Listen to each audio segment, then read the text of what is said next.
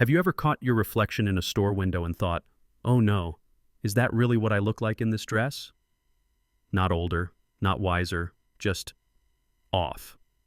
As a stylist who works with women over 60 every single day, I have to tell you this. Most summer dress mistakes aren't about age. They're about invisibility, about being sold a version of femininity that stopped fitting the moment your life got bigger, richer, deeper. And yet, so many of us still hold on to dresses that shrink us, ruffles that feel childish, cuts that erase our waist, patterns that wear us instead of the other way around. We wear them because they used to work, or because someone told us, that's what summer looks like. But not anymore.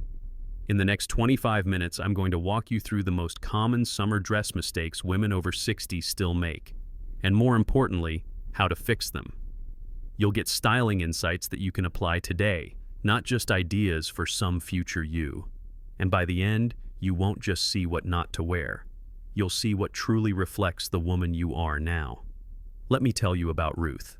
She's 67 from Asheville, North Carolina. Last June, she wore a bright floral sundress to her church picnic, because that's what she's always worn. It had puffed sleeves, a high waist, and a print that might have worked better on a birthday card. Halfway through the day, she pulled me aside and whispered, I feel like I'm playing dress-up in someone else's life. The truth is, it only took one small change. A softer neckline, a deeper hue, a belt she hadn't touched in years. And suddenly, Ruth didn't just look better. She stood taller. She was Ruth again. So let's start there, with the most innocent mistake, and how you can gently trade it for something that lets you shine. Are you dressing the woman you are today, or the girl you used to be? It's a question I often whisper gently to my clients, especially women over 60, when we're standing side by side at their closet door, fingers tracing the fabric of a floral summer dress from the early 90s. And every time, there's a pause, a quiet moment, as if the dress holds more than thread. Let's be honest. Many of us keep dresses that once made us feel alive. Carefree cotton minis from weekend barbecues, sundresses with spaghetti straps from beach trips with toddlers, or frilly pink florals we wore to garden weddings. They still fit, at least on paper. But do they fit who we are now? I remember Marcia.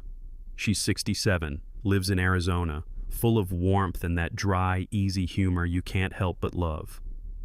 One morning she arrived at my studio in a pale yellow dress covered in little daisies. It was tight at the bodice, puffed at the sleeves, and hit just above her knees. She looked in the mirror and said, I wore this to my niece's christening. She's 34 now. We smiled. Then she added more softly, it feels like I'm wearing a costume of my younger self. That's the emotional thread we so often ignore. It's not just about fabric. It's about identity. Because here's the thing. Clothes carry memory. That gingham shift dress from 1992, it reminds you of feeling flirty, free. The empire waist with lace trim, it takes you back to when compliments came easier and mirrors were kinder. But holding on to those silhouettes long past their season can quietly trap us in a version of ourselves we've long outgrown. And that clinging? It often comes from fear. Fear of looking too old. Fear of not being noticed. Fear of stepping into a style that says, I'm here, still changing, still visible. Here's a loving truth. You don't have to dress like you're 30 to feel radiant. In fact, nothing ages a woman more than a dress that tries too hard to make her look younger. You want to look fresh, not fragile. Confident, not costumed. For Marcia, the transformation came in a muted olive wrap dress. No ruffles, no childish prints. Just clean lines, a beautiful drape, and a neckline that drew attention upward. When she tried it on, her posture changed. Her eyes softened. She looked in the mirror and said, this feels like me. But now, that's the goal. Not to erase your age, but to embrace it with clarity and calm. If you're still holding on to a dress from decades ago, ask yourself, am I keeping this because I love how it feels, or because I miss how I felt? That's a hard question, but it's where real style begins. We don't outgrow dresses, we outgrow versions of ourselves, and that's something to be proud of. Now, before we talk about finding the right summer dress for your shape and life today, Let's look at a silent trap many women fall into without realizing it. The dress that hides everything, and in doing so, hides you. When was the last time you wore a dress that made you feel seen, not just safe? It's a quiet question, and one most women over 60 rarely ask themselves when they reach for that soft, loose, easy dress hanging by the door. Because the truth is, for many of us, comfort has become a kind of camouflage. We tell ourselves, it's breezy, it's forgiving, it hides everything. But when a dress hides everything, it often hides you too. A-line tents, ruffled maxis, shapeless shifts that float like curtains. They move, yes, but they rarely define. I once worked with a client named Helen. She was 72, tall, elegant, with silver hair and the kind of laugh that filled the room. But she always showed up in oversized linen tunics and dresses 3 sizes too big. She told me, "I used to be curvy. Now I just feel wider. I'd rather disappear than hear someone whisper about how much I've changed." And so, layer by layer, she wrapped herself in fabric until her silhouette vanished. But here's what we forget. Dressing smaller doesn't mean going tight or uncomfortable. It means honoring your shape, not hiding it. When I convinced Helen to try a belted midi dress in deep navy with a soft drape and clean waistline, something shifted. She looked in the mirror, touched her waist, smiled. "It's been 20 years since I wore anything that showed this part of me," she whispered. That's the silent heartbreak behind oversized dresses. We don't wear them just because they're light. We wear them because we're carrying heavy feelings about our bodies. Fear of judgment, grief for a younger form, resentment for mirrors that no longer feel kind. But what if we reframed it? What if comfort didn't mean cover up, but celebrate? You don't need to show skin to show presence.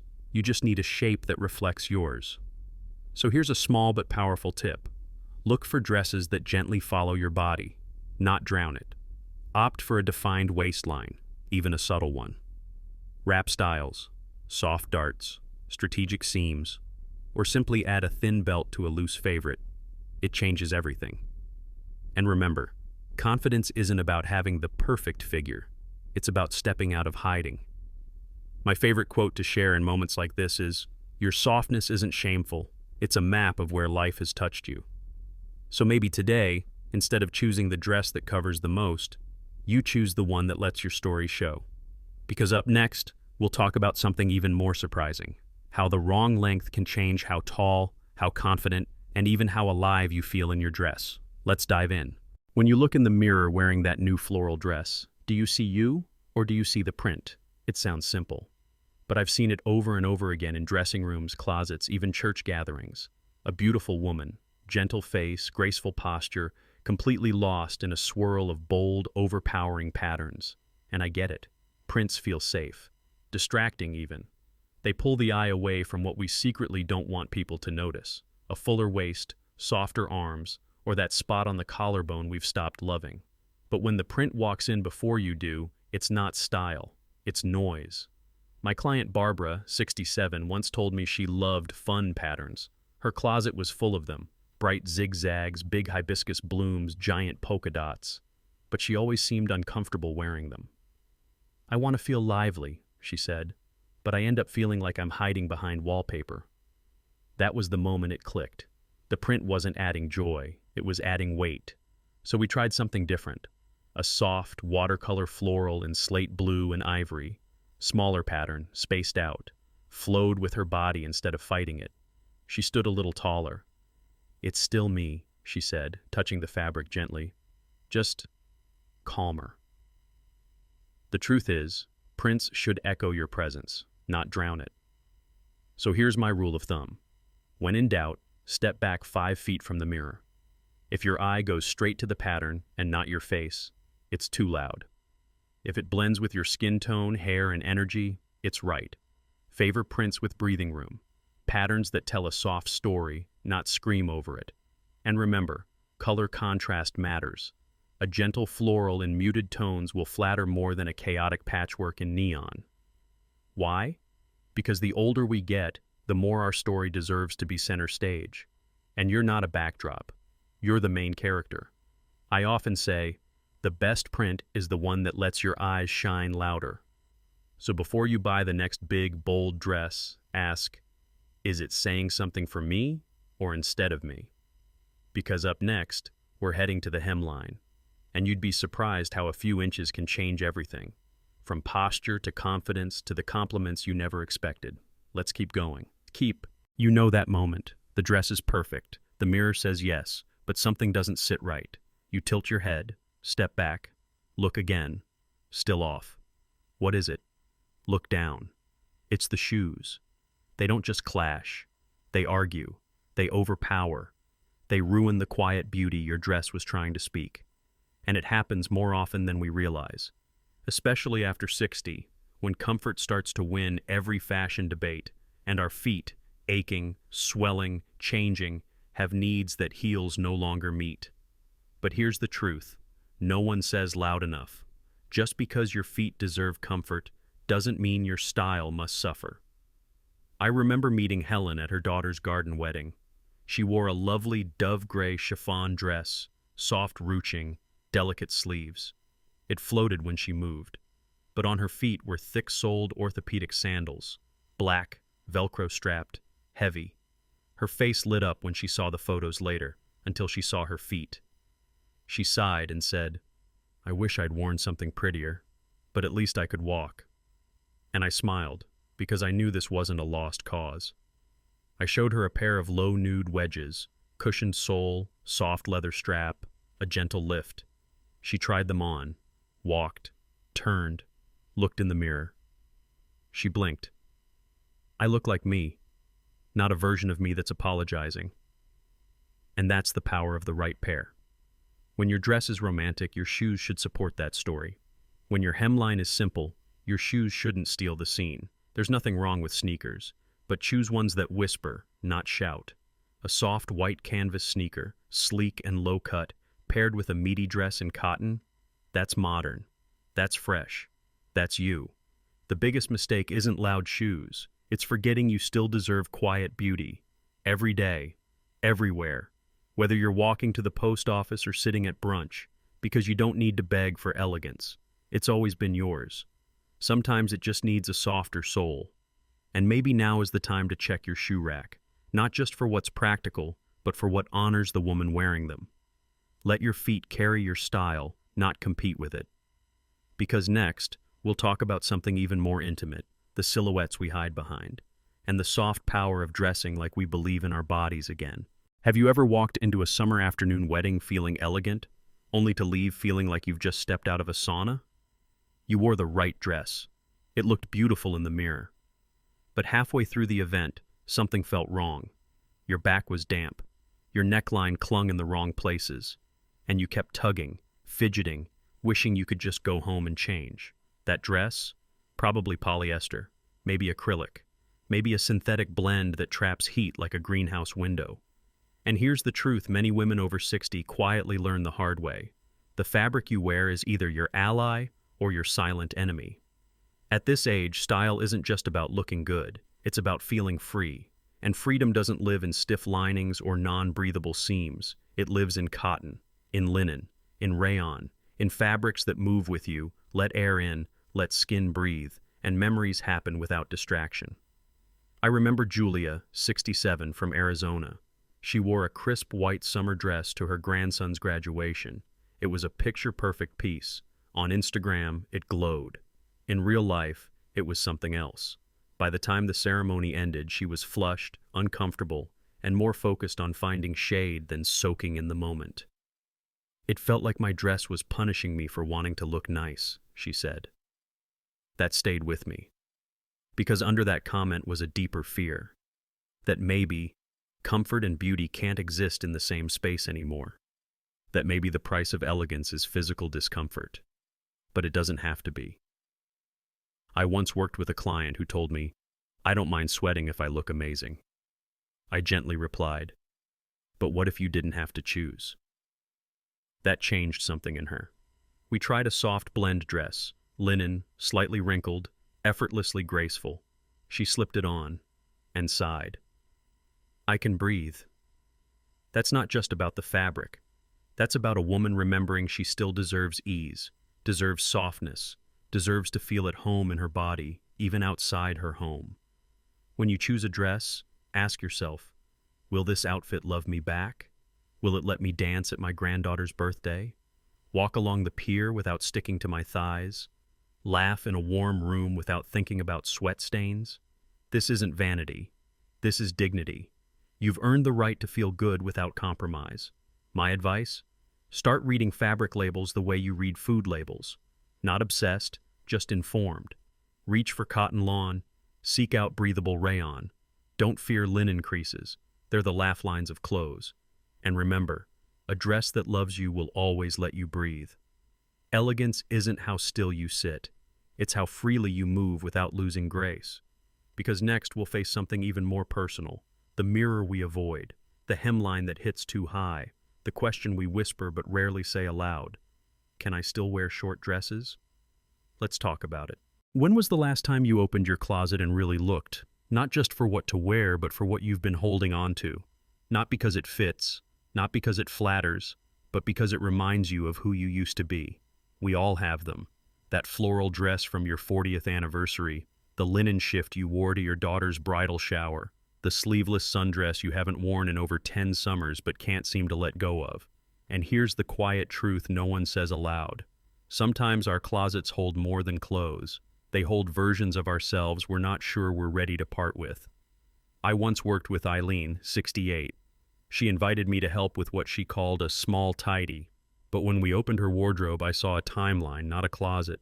She pulled out a cream sheath dress, still pressed, tags on. I bought this the week after my husband passed. I thought maybe I'd wear it to a concert or a dinner. I never did. She paused. It felt like hope, but then I didn't know how to feel hopeful anymore. We stood there quietly, 2 women, 1 dress, and an entire season of grief folded neatly on a hanger. This is the part we don't talk about, that letting go of a dress can feel like letting go of a memory, or admitting that a chapter has closed. But sometimes, it's not about letting go. It's about making room. For new mornings, new silhouettes, a softer cotton that hugs your now body, a lighter color that doesn't carry the weight of used to be, a hemline that says, I'm still evolving. If you're ready for a closet audit, don't start with a trash bag. Start with a T.